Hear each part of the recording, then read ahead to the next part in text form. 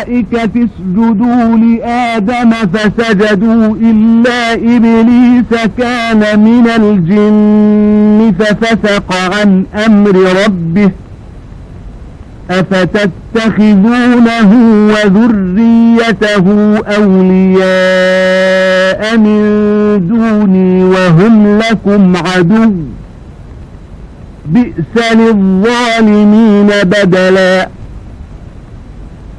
ما أشهدتهم خلق السماوات والأرض ولا خلق أنفسهم وما كنت متخذ المضلين عضدا ويوم يقول نادوا شركائي الذين زعمتم فدعوهم فلم يستجيبوا لهم وجعلنا بينهم موبقا ورأى المجرمون النار فظنوا أنهم مواقعوها ولم يجدوا عنها مصرفا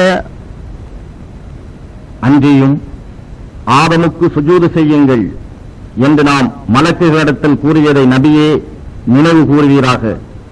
அப்போது இப்லீஸை தவிர அவர்கள் சுஜூது செய்தார்கள். அவன் இப்லீஸ் ஜின் இனத்தை சார்ந்தவனாக இருந்தான். அவன் தன் இறைவனுடைய கட்டளையையும் மீறிவிட்டான். ஆகவே நீங்கள் என்னை அன்றி அவனையும் அவன் சந்ததியாரையும் உங்களை பாதுகாப்பவர்களாக எடுத்துக் கொள்வீர்களா? அவர்களோ உங்களுக்கு பகைவர்களாக இருக்கிறார்கள். அக்கிரமக்காரர்கள் இவ்வாறு மாற்றிக்கொண்டது மிகவும் கெட்டதாகும். வானங்களையும் பூமியையும் படைப்பதற்கோ இன்னும் அவர்களையே படைப்பதற்கோ அவர்களை நான் உதவிக்கு அருகே வைத்துக் கொள்ளவில்லை. வழிகெடுக்கும் இவர்களை எதிலும் நான் உதவியாளர்களாக ஏற்படுத்திக் கொள்ளவும் இல்லை. இறைவன் ஒரு நாள் நீங்கள் எனக்கு இணையானவை என்று நீங்கள் எண்ணிக்கொண்டிருந்தீர்களே அவற்றை நீங்கள் அழையுங்கள் என்று கூறுவான். அவர்கள் அவற்றினை அழைப்பார்கள், ஆனால் அவை அவர்களுக்கு பதில் சொல்ல மாட்டா. இன்னும் நாம் அவர்களிடையே ஓர் நாசம் செய்யும் ஓர் பிளவை ஏற்படுத்துவோம். இன்னும் குற்றவாளிகள் நரக நெருப்பை பார்ப்பார்கள்.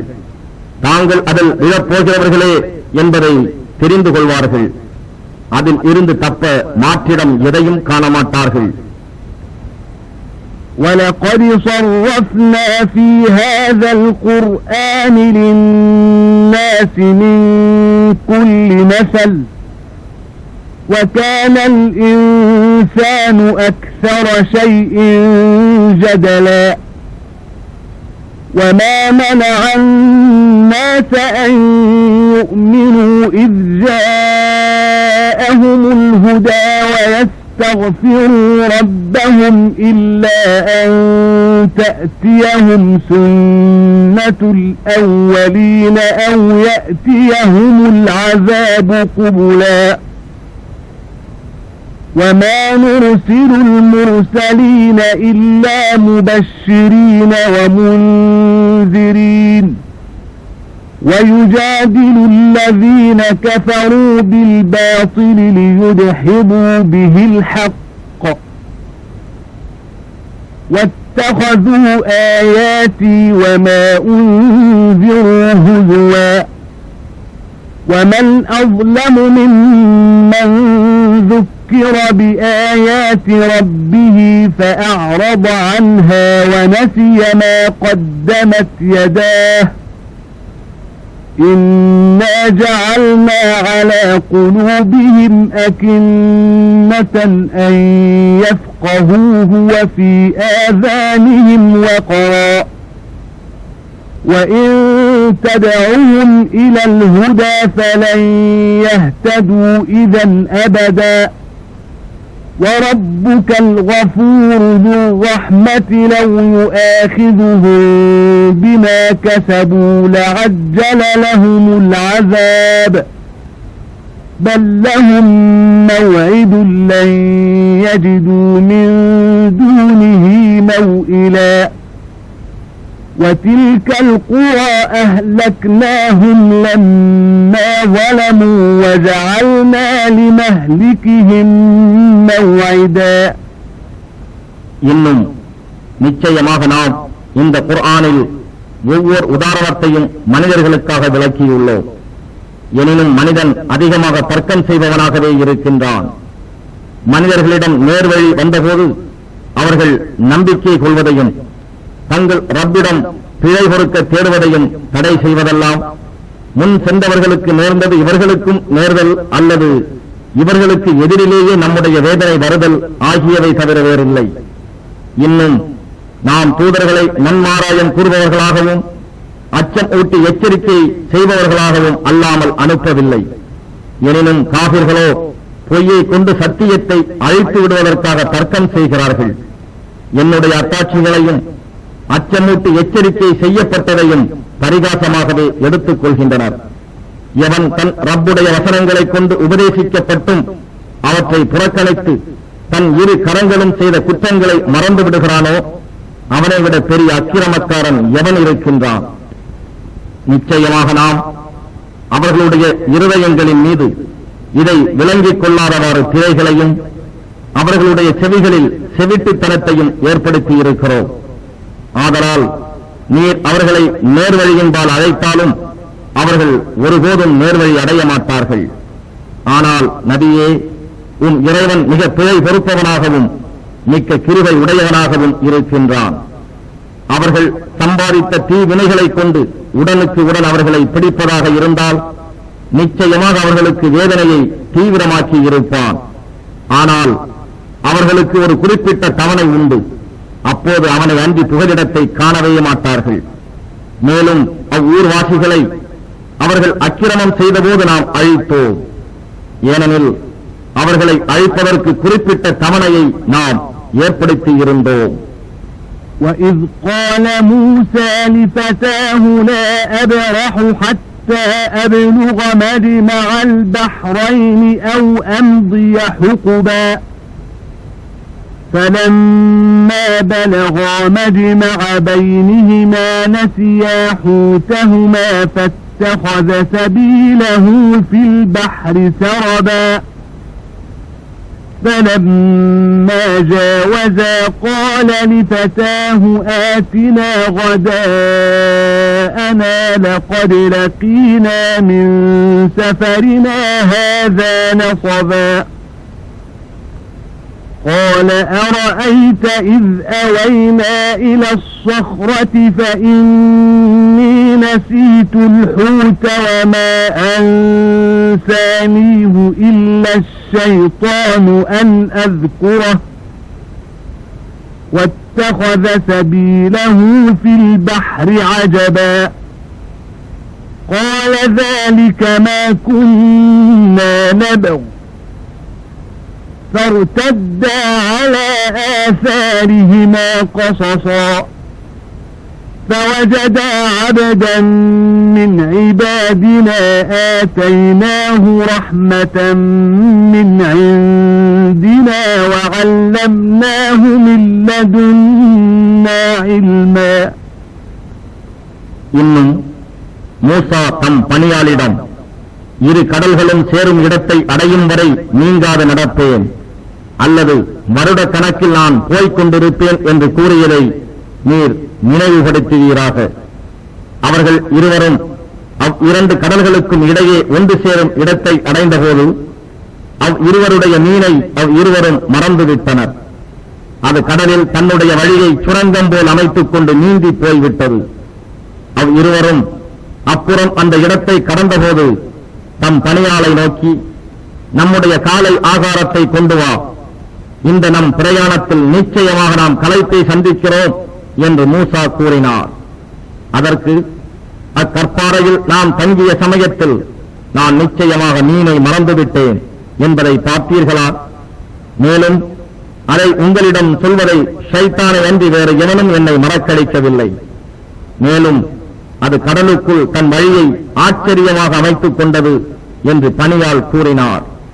அப்போது மூசா, நாம் தேடி வந்த இடம் அதுதான் என்று கூறி இருவரும் தம் காலடி சுவடுகளை பின்பற்றி வந்த வழியே திரும்பிச் சென்றார்கள்.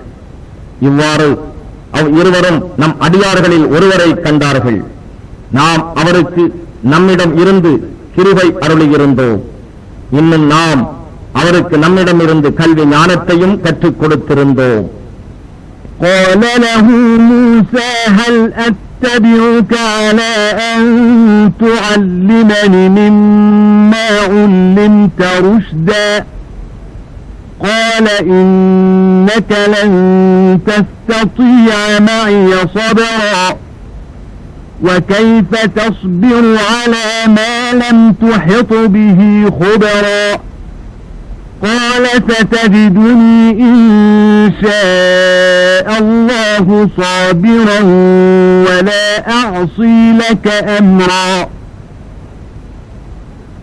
قال فإن اتبعتني فلا تسألني عن شيء حتى أحدث لك منه ذكرا فانطلقا حتى إذا ركبا في السفينة خرقها قال أخرقتها لتغرق أهلها لقد جئت شيئا إمرا قال ألم أقل إنك لن تستطيع معي صبرا قال لا تؤاخذني بما نسيت ولا ترهقني من أمري عسرا உங்களுக்கு கற்றுக் கொடுக்கப்பட்ட நன்மையானவற்றை நீங்கள் எனக்கு கற்பிக்கும் பொருட்டு உங்களை நான் பின்தொடரட்டுமா என்று அவரிடம் மூசா கேட்டார்.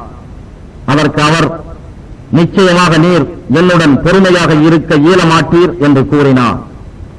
ஏனெனில் எதை பற்றி உமக்கு முழுமையான ஞானம் இல்லையோ அதில் நீர் எவ்வாறு பொறுமையாய் இருப்பீர் என்று கேட்டார். அதற்கு மூசா, இன்ஷா அல்லாஹ், நான் பொறுமையுள்ளவனாகவும் எவ்விஷயத்திலும் உமக்கு மாற செய்யாதவனாகவும் நான் இருப்பதை நீங்கள் விரைவில் காண்பீர்கள் என்று கூறினார். அதற்கு அவர், நீர் என்னை பின்தொடர்வதாயும் எந்த ஒரு விஷயத்தை பற்றியும் நானாகவே அதை பற்றி உமக்கு அறிவிக்கும் வரை நீர் என்னிடம் கேட்கக்கூடாது என்று சொன்னார். பின்னர் இருவரும் ஒரு மரக்கலத்தில் ஏறும் வரையில் நடந்து சென்றனர். மரக்கலம் கடலில் செல்லலானதும் அவர் அதில் ஓர் ஓட்டையை போட்டார். இதில் உள்ளவர்களை மூழ்கடிக்கவா நீங்கள் இதில் ஒரு ஓட்டையை போட்டீர்கள்? நிச்சயமாக நீங்கள் ஓர் அபாயகரமான பெருங்காரியத்தை செய்துவிட்டீர்கள் என்று மூசா கூறினார். அதற்கு அவர், நிச்சயமாக நீர் என்னுடன் பொறுமையை கடைபிடிக்க முடியாது என்று உமக்கு நான் சொல்லவில்லையா என்றார். நான் மறந்துவிட்டதை பற்றி நீங்கள் என்னை குற்றம் பிடிக்க வேண்டாம்.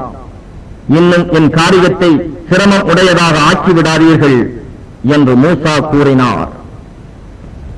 فانطلقا حتى إذا لقيا غلاما فقتله قال أقتلت نفسا زكية بغير نفس لقد جئت شيئا نكرا قال ألم أقل لك إنك لن تستطيع معي صبرا قال إن سألتك عن شيء بعدها فلا تصاحبني قد بلغت من لدني عذرا فانطلقا حتى إذا أتيا أهل قرية استطعما أهلها فأبوا أن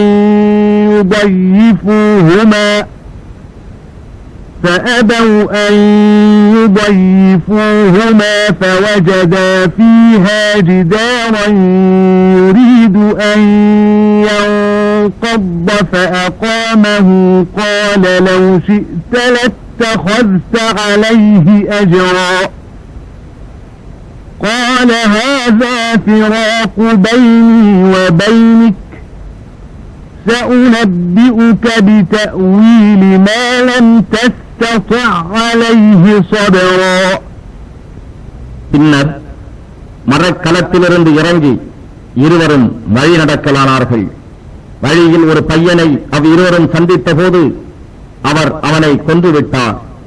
உடனே மூசா, கொலை குற்றமின்றி ஒரு பரிசுத்தமான ஒரு ஜீவனை கொன்றுவிட்டீர்களே, நிச்சயமாக நீங்கள் பொருத்தக்கேடான ஒரு காரியத்தையே செய்துவிட்டீர்கள் என்று மூசா கூறினார். அதற்கு அவர், நிச்சயமாக நீர் என்னுடன் பொறுமையாக இருக்க இயலாது என்று உமக்கு நான் சொல்லவில்லையா என்று கூறினார். இதன் பின்னர், நான் எந்த விஷயத்தை பற்றியாவது உங்களிடம் கேட்பேனாயின் நீங்கள் உங்கள் தோழனாக வைத்துக் கொள்ள வேண்டாம். நிச்சயமாக நீங்கள் என்னிடம் இருந்து தக்க மன்னிப்பு கோருதலை பெற்றுக் கொண்டீர்கள் என்று கூறினார். பின்னர் இருவரும் வழிநடந்து இருவரும் ஒரு கிராமத்தாரிடம் வந்து சேர்ந்தார்கள். தங்கள் இருவருக்கும் உணவு தருமாறு அந்த கிராமத்தாரிடம் கேட்டார்கள். ஆனால் இருவருக்கும் விருந்தளிக்க அவர்கள் மறுத்துவிட்டார்கள். அப்போது அங்கே இடிந்து அடியோடு விழும் நிலையில் இருந்த ஒரு சுவரை இருவரும் கண்டனர். ஆகவே அவர் சரி செய்து நிமிர்த்தி வைத்தார். இதை கண்ட மூசா, நீங்கள் நாடியிருந்தால் இதற்கு என ஒரு கூலியை பெற்றிருக்கலாமே என்று கூறினார். இதுதான் எனக்கும் உமக்கும் இடையே பிரிவுக்குரிய நேரம் ஆகும். எதை பற்றி நீர் பொறுமையாக இருக்க முடியவில்லையோ அதன் விளக்கத்தையும் இப்பொழுதே உமக்கு திட்டமாக அறிவித்து விடுகிறேன் என்று அவர் கூறினார். أما السفينة فكانت لمساكين يعملون في البحر فأردت أن أعيبها وكان وراءهم ملك يأخذ كل سفينة غصبا وأما الغلام فكان أبواه مؤمنين فخشينا أن يرهقهما طغيانا وكفرا فأردنا أن يبدلهما ربهما خيرا منه زكاة وأقرب رحما وأما الجدار فكان لغلامين يتيمين في المدينة وكان تحته كنز لهما وكان أبوهما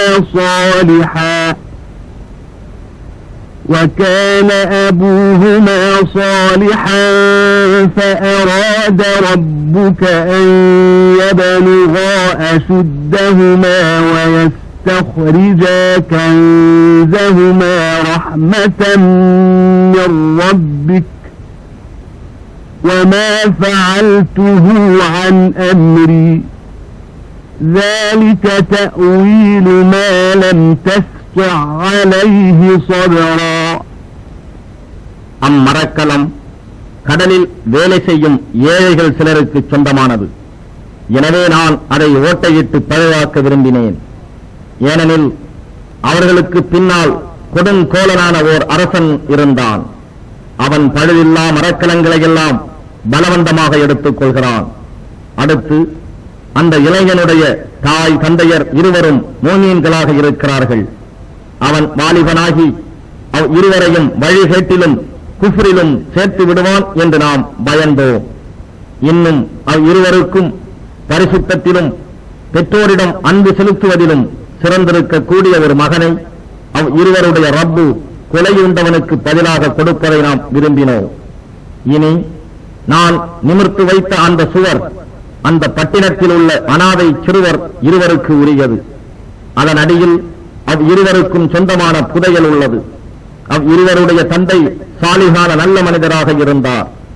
எனவே இருவரும் தக்க பிராயம் அடைந்து தம் இருவரின் புதையலையும் வெளிப்படுத்தி எடுத்துக்கொள்ள வேண்டும் என உம்முடைய ரப்பு நாடினான். இவையெல்லாம் ரப்புடைய ரஹ்மத்தில் நின்றும் உள்ளவை. என் வெறுப்பின்படி எந்த காரியத்தையும் செய்யவில்லை. எதை பற்றி நீர் பொறுமையாக இருக்க முடியவில்லையோ அதன் விளக்கம் இதுதான் என்று கூறினார்.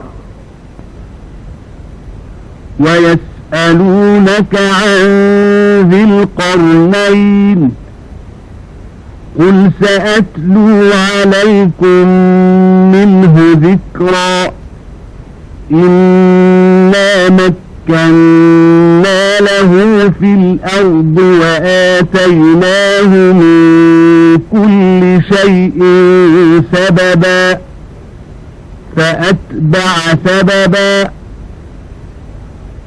حَتَّى حتى إذا بلغ مغرب الشمس وجدها تغرب في عين حمئة ووجد عندها قوما قلنا يا ذا القرنين إما أن تعذب وإما أن تتخذ فيهم حسنا قال أما من ظلم فسوف نعذبه ثم يرد إلى ربه فيعذبه عذابا نكرا وأما من آمن وعمل صالحا فله جزاء الحسنى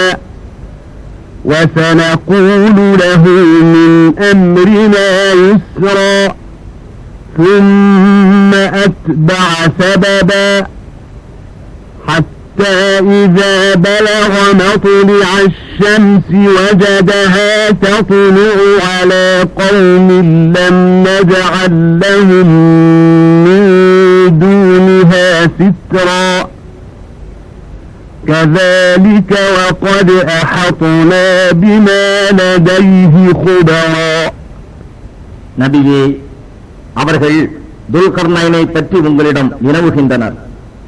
அவருடைய வரலாற்றில் சிறிது உங்களுக்கு நான் ஓதி காண்பிக்கிறேன் என்று நீர் கூறுவீராக. நிச்சயமாக நாம் அவருக்கு பூமியில் தம் ஆட்சியை நிறுவ வசதிகள் அளித்தோம். இன்னும் ஒவ்வொரு பொருளில் இருந்தும் தக்க பயனடையும் வழியையும் அவருக்கு காண்பித்துக் கொடுத்தோம். ஆகவே அவர் ஒரு வழியை பின்பற்றினார். சூரியன் மறையும் மேற்கு திசை வரை அவர் சென்று அடைந்த போது அது ஒரு கருங்கடலில் மூழ்குவது போல் மறையக் கண்டார். இன்னும் அவர் அவ்விடத்தில் ஒரு சமூகத்தினரையும் கண்டார். துல்கர்னைனே, நீர் இவர்களை தண்டித்து வேதனை செய்யலாம் அல்லது அவர்களுக்கு அழகியதான நன்மை செய்யலாம் என்று நாம் கூறினோம். ஆகவே அம்மக்களிடம் அவர் கூறினார், எவன் ஒருவன் அநியாயம் செய்கிறானோ அவனை நாம் வேதனை செய்வோம். பின்னர் அத்தகையவன் தன் ரப்பிடத்தில் மீள்விக்கப்பட்டு இறைவனும் அவனை கடுமையான வேதனையை கொண்டு வேதனை செய்வான். ஆனால் எவன் ஈமான் கொண்டு சாலிகான நல்ல செயல்களை செய்கிறானோ அவனுக்கு அழகான நற்கூலி இருக்கிறது. இன்னும் நாம் சுலபமான வேலைகள் செய்வதையே நாம் அவனிடம் கூறுவோம். பின்னர் அவர் மற்றும் ஒரு வழியை பின்பற்றிச் சென்றார். அவர் சூரியன் உதயமாகும் கிழக்கு திசையை சேர்ந்தபோது அது ஒரு சமூகத்தாரின் மீது உதயமாகி அவர்கள் வெயிலில் இருப்பதை கண்டார். அவர்களுக்கும் சூரியனுக்கும் இடையே நாம் ஒரு தடுப்பையும் ஏற்படுத்தவில்லை. வெப்பத்தில் இருந்து தம்மை காத்துக் கொள்ளாத அவர்களுடைய நிலை அவ்வாறுதான் இருந்தது. இன்னும் என்னென்ன அவருடன் இருந்தது என்பதை நாம் நன்கறிந்திருக்கிறோம்.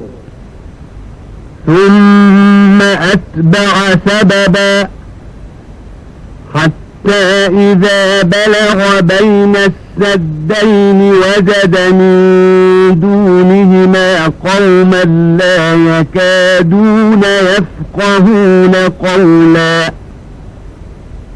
قالوا يا ذا القرنين إن يأجوج ومأجوج مفسدون في الأرض فهل نجعل لك خرجا على أن تجعل بيننا وبينهم سدا قال ما مكني فيه ربي خير فأعينوني بقوة أجعل بينكم وبينهم ردما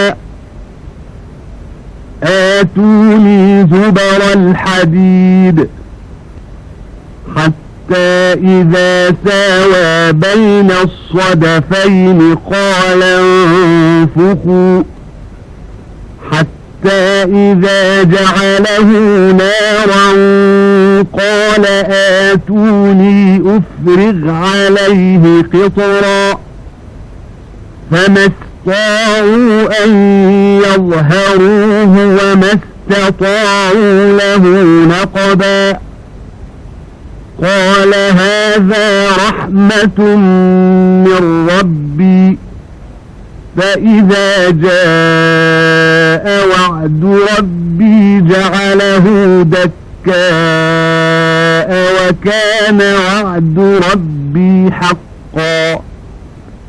பின்னர் அவர் வேறொரு வழியை பின்பற்றிச் சென்றார். இரு மலைகளுக்கு இடையே இருந்த ஓர் இடத்தை அவர் அடைந்தபோது அவ்விரண்டுக்கும் அப்பால் இருந்த ஒரு சமூகத்தாரை கண்டார். அவர்களுடைய பேச்சு எளிதில் விளங்குவதாக இல்லை. அவர்கள் துல்கர்னைனே, நிச்சயமாக யாஜூஜும் மாஜூஜும் பூமியில் ஃபசாத் குழப்பம் செய்கிறார்கள். ஆதலால் எங்களுக்கும் அவர்களுக்கும் இடையே ஓர் தடுப்புச் சுவரை நீர் ஏற்படுத்தி தரும் பொருட்டு நாங்கள் ஒரு தொகையை தரலாமா என்று கேட்டார்கள். அதற்கு அவர், என் ரப்பு எனக்கு எதில் வசதிகள் அளித்திருக்கிறானோ அது நீங்கள் கொடுக்க இருப்பதை விட மேலானது. ஆகவே உங்கள் உடல் பலம் கொண்டு எனக்கு நீங்கள் உதவி செய்யுங்கள். நான் உங்களுக்கும் அவர்களுக்கும் இடையே ஓர் உறுதியான தடுப்பை ஏற்படுத்தி விடுகிறேன் என்று கூறினார். நீங்கள் இரும்பு பாலங்களை எனக்கு கொண்டு வாருங்கள் என்றார். பிறகு அவை இரு மலைகளின் இடையே நிரம்பி உச்சிக்கு சமமாகும் போது நெருப்பாக பழுக்கும் வரை அதை ஊதுங்கள் என்றார். பின்னர் உருக்கிய செம்பை என்னிடம் கொண்டு வாருங்கள், அதன் மேல் ஊற்றுகிறேன் என்றார். எனவே யாஜூஜ் மாஜூஜ் கூட்டத்தார் அதன் மீது ஏறவும் சக்தி பெறவில்லை, அதில் துவாரமிடவும் அவர்கள் சக்தி பெறவில்லை. இது என் ரப்பிடம் இருந்துள்ள ஒரு கிருபையே ஆகும். ஆனால் ரப்புடைய வாக்குறுதி நிறைவேறும் போது அவன் இதனையும் தூள் தூளாக்கி விடுவான். மேலும் என் ரப்புடைய வாக்குறுதி முற்றிலும் உண்மையானதே என்று கூறினார். وَتَرَكْنَا بَعْضَهُمْ يَوْمَئِذٍ يَمُوجُ فِي بَعْضٍ وَنُفِخَ فِي الصُّورِ فَجَمَعْنَاهُمْ جَمْعًا وَعَرَضْنَا جَهَنَّمَ يَوْمَئِذٍ لِلْكَافِرِينَ عَرْضًا الَّذِينَ كَانَتْ أعينهم في غطاء عن ذكري وكانوا لا يستطيعون سمعا أفحسب الذين كفروا أن يتخذوا عبادي من دوني أولياء إنا أعتدنا جهنم للكافرين نزلا قل هل ننبئكم بالأخسرين أعمالا الذين ضل سعيهم في الحياة الدنيا وهم يحسبون أنهم يحسنون صنعا أولئك الذين كفروا بآيات ربهم ولقائه فحبطت أعمالهم فلا نقيم لهم يوم القيامة وزنا ذلك جزاؤهم جهنم بما كفروا واتخذوا آياتي ورسلي هزوا. இன்னும் வாக்குறுதி அளிக்கப்பட்ட இறுதி நாளில் அவர்களில் சிலரை சிலருடன் கடல் அலைகள் மோதுவதைப் போல மோதுமாறு நாம் விட்டுவிடுவோம். பின்னர் எக்காலம் ஊதப்படும். பிறகு நாம் அவர்களை ஒன்று சேர்ப்போம். காபிர்களுக்கு அந்நாளில் நரகத்தை அவர்கள் முன் ஒரே பரப்பாக பரப்பி வைப்போம்.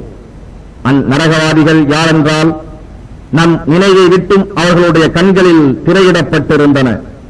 இன்னும் நல்லுபதேசங்களை செவிமடுக்கவும் அவர்கள் சக்தியற்று போயினர். நிராகரிப்பவர்கள் என்னை அன்றி என் அடியார்களை தம் பாதுகாவலர்களாக எடுத்துக் கொள்ளலாம் என்று எண்ணுகிறார்களா? நிச்சயமாக இக்காவிர்கள் விருந்துக்கு இறங்கும் இடமாக நரகத்தையே சித்தம் செய்து வைத்திருக்கின்றோம். தம் செயல்களில் மிக பெரும் நஷ்டவாளிகள் யார் என்பதை நான் உங்களுக்கு அறிவிக்கட்டுமா என்று நபியே நீர் கேட்பீராக. அவர்கள் யாரென்றால், இவ்வுலக வாழ்க்கையில் தகாத வழிகேடான முயற்சிகளை மேற்கொண்டு தாங்கள் உண்மையிலேயே அழகான காரியங்களை செய்வதாக எண்ணிக்கொள்கிறார்களே அவர்கள்தான். அவர்கள் தங்களுடைய இறைவனின் வசனங்களையும் அவனை மறுமையில் சந்திப்போம் என்பதையும் நிராகரிக்கிறார்கள். அவர்களுடைய செயல்கள் யாவும் வீணாகும். இறுதி தீர்ப்பு நாள் அன்று நாம் அவர்களுக்காக நற்கூலி நெருக்கும் தராசையும் நாட்ட மாட்டோம். அதுவே அவர்களுடைய கூலியாகும். அதுதான் நரகம். ஏனென்றால் அவர்கள் உண்மையை நிராகரித்தார்கள். என்னுடைய வசனங்களையும் என் தூதர்களையும் ஏளனமாகவே எடுத்துக் கொண்டார்கள்.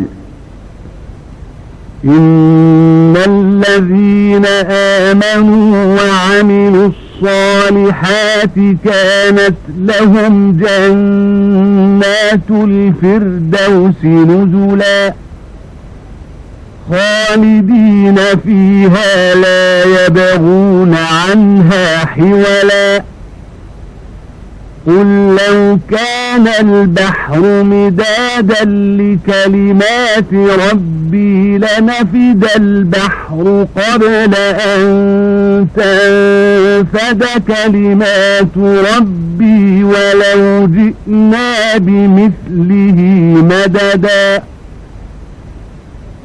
قل إنما أنا بشر مثلكم يوحى إلي أنما إلهكم إله واحد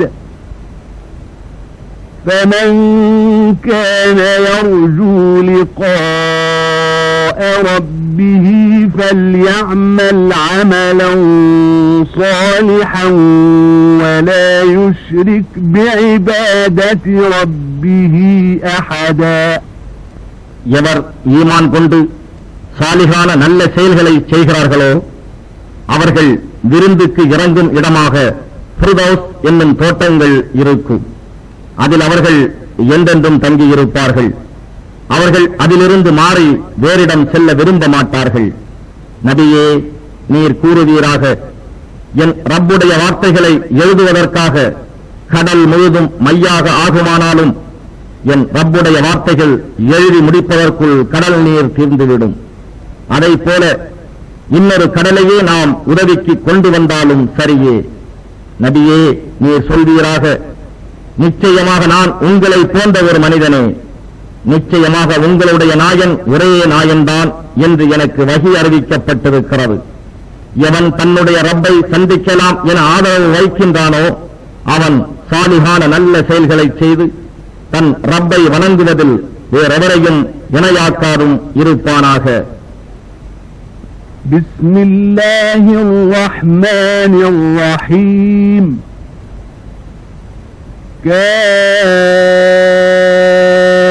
كافها يا عين صاد ذكر رحمة ربك عبده زكريا إذ نادى ربه نداء خفيا قال رب إني وهن العظم مني واشتعل الرأس شيبا ولم أكن بدعائك رب شقيا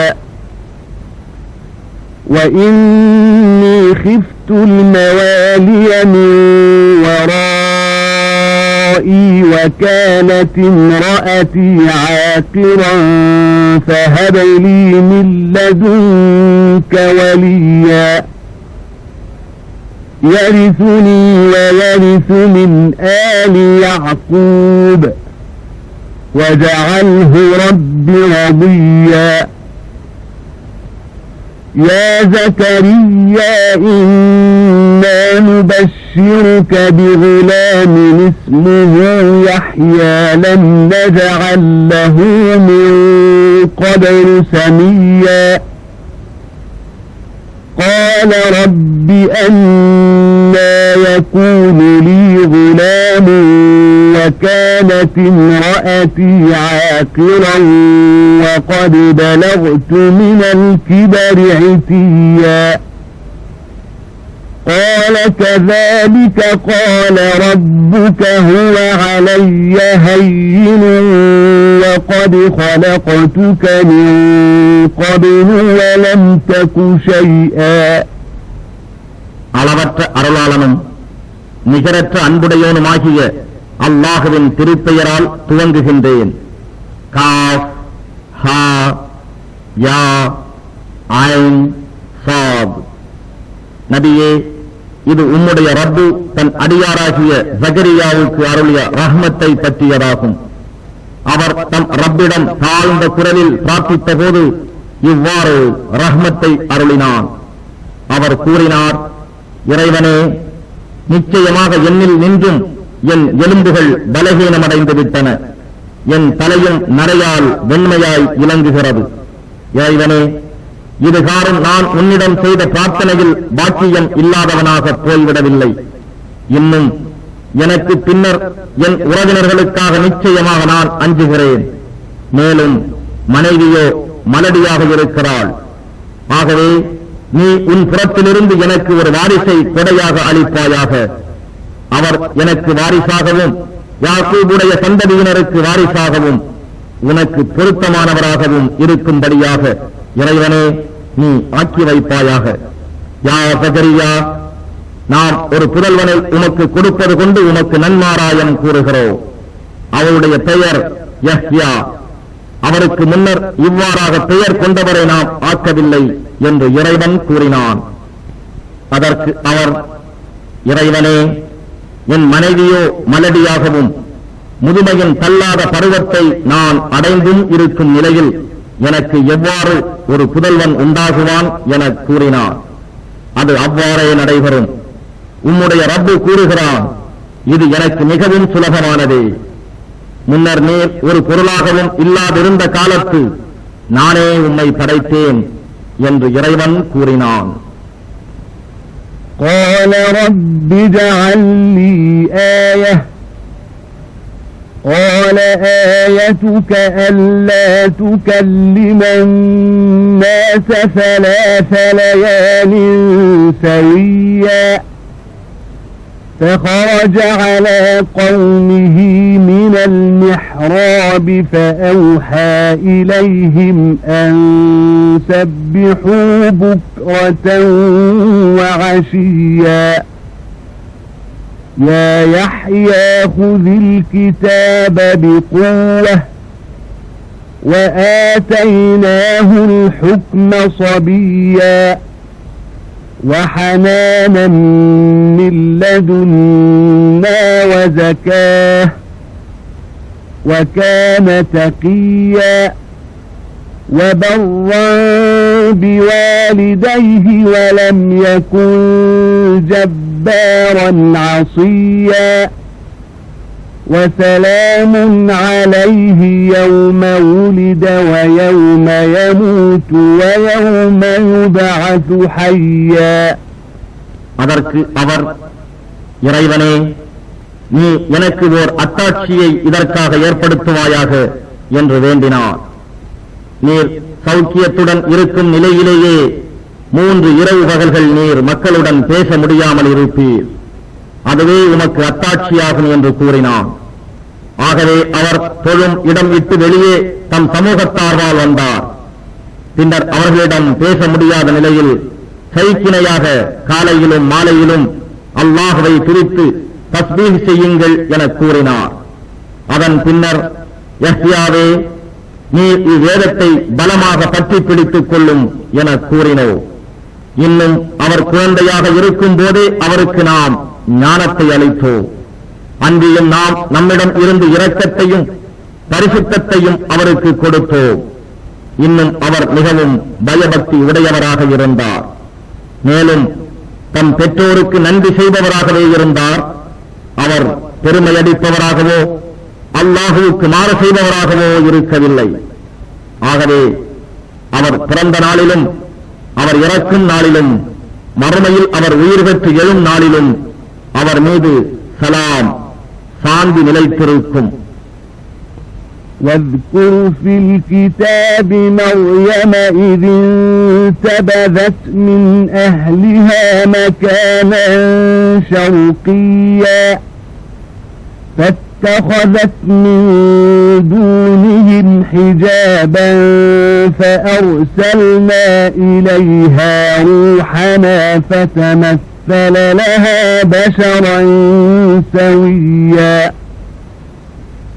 قالت إني أعوذ بالرحمن منك إن كنت تقيا قال إنما أنا رسول ربك لأهب لك غلاما زكيا قالت أنى يكون لي غلام ولم يمسسني بشر ولم أك بغيا قال كذلك قال ربك هو علي هين ولنجعله آية للناس ورحمة منا وكان أمرا مقضيا. நபியே, இவ்வேதத்தில் மரியமை பற்றியும் நினைவுபடுத்துவீராக. அவர் தம் குடும்பத்தினரை விட்டும் நீங்கி கிழக்கு பக்கமுள்ள இடத்தில் இருக்கும்போது தம்மை அவர்களிடம் இருந்து மறைத்துக் கொள்வதற்காக ஒரு திரையை அமைத்துக் கொண்டார். அப்போது நாம் அவரிடத்தில் நம் ரூஹை ஜிப்ரயீலை அனுப்பி வைத்தோம். மரியமுக்கு அவர் சரியான மனிதராகவே தோற்றமளித்தார். அப்படி அவரை கண்டதும், நிச்சயமாக நான் உம்மை விட்டும் ரஹ்மானிடம் காவல் தேடுகிறேன், நீர் பயபக்தி உடையவராக இருந்தால் நெருங்காதீர் என்றார். நிச்சயமாக நான் உம்முடைய ரப்பின் தூதன், பரிசுத்தமான புதல்வர் உமக்கு அளிக்கப்படுவார் எனும் நற்செய்தியை தெரிவிக்க வந்துள்ளேன் என்று கூறினார். அதற்கு அவர், மரியம், எந்த ஆடவனும் என்னை தீண்டாமலும் நான் நடத்தை பிசகியவளாக இல்லாதிருக்கும் நிலையில் எனக்கு எவ்வாறு புதல்வன் உண்டாக முடியும் என்று கூறினார். உன் இறைவன் நாடிய அவ்வாறே ஆகும். இது எனக்கு மிகவும் சுலபமானதே. அவரை மனிதர்களுக்கு ஓர் அத்தாட்சியாகவும் நம்மிடம் இருந்து ஒரு ரஹ்மத்தாகவும் நாம் அவரை ஆக்குவோம். இது விதிக்கப்பட்ட விஷயமாகும் என்று உன் ரப்பு கூறுகிறான் என கூறினார். فحملته فانتبذت به مكانا قصيا فأجاءها المخاض إلى جذع النخلة قالت يا ليتني مت قبل هذا وكنت نسيا منسيا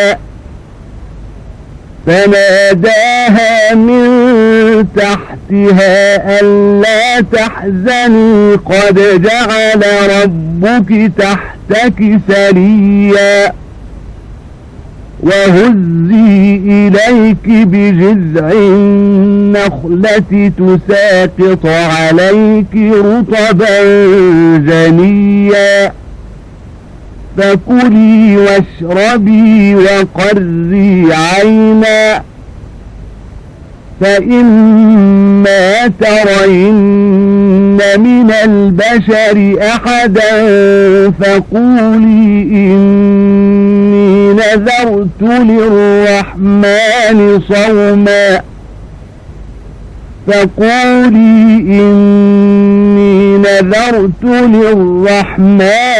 صوما فلن أكلم اليوم إنسيا فأتت به قومها تحمله قالوا يا مريم لقد جئت شيئا فريا يا أخت هارون ما كان أبوك امرأ سوء وما كانت أمك بغيا فأشارت إليه قالوا كيف نكلم من كان في المهد صبيا قال إني عبد الله آتاني الكتاب وجعلني نبيا